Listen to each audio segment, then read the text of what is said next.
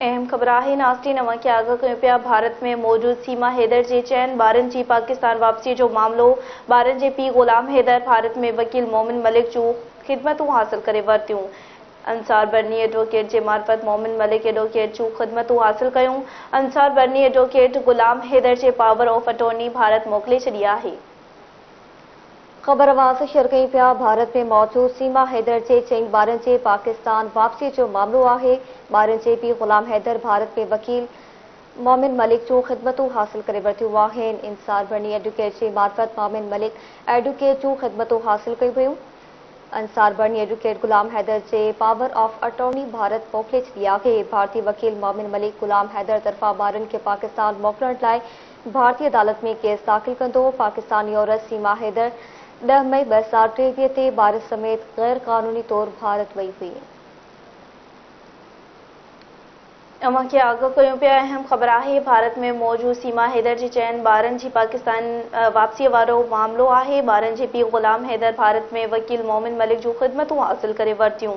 Ansar Burney advocate जे मार्फत मोमिन Malik advocate जूं ख़िदमतूं हासिल कयूं।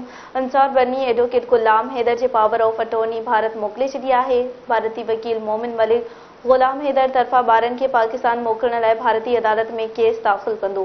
पाकिस्तानी औरत सीमा हैदर 10 मई 2023 ते ॿारनि समेत गैर क़ानूनी तौर भारत वई हुई।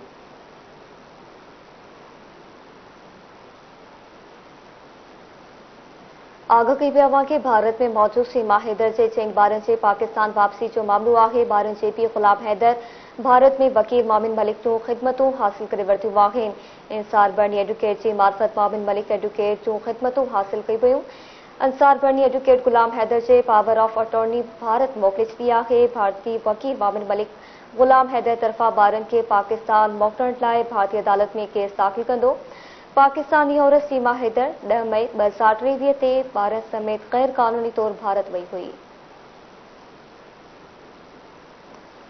अवां खे आगाह कयूं पिया। भारत में मौजूद सीमा हैदर जे चयन ॿारनि जे पाकिस्तान वापसीअ जो मामले जे हवाले सां नाज़रीन अवां खे आगाह कंदासीं। ॿारनि जे पीउ ग़ुलाम हैदर भारत में वकील मोमिन मलिक जूं ख़िदमतूं हासिल करे वरितियूं। अंसार बर्नी एडवोकेट जे मार्फत मोमिन मलिक एडवोकेट जूं ख़िदमतूं हासिल कयूं।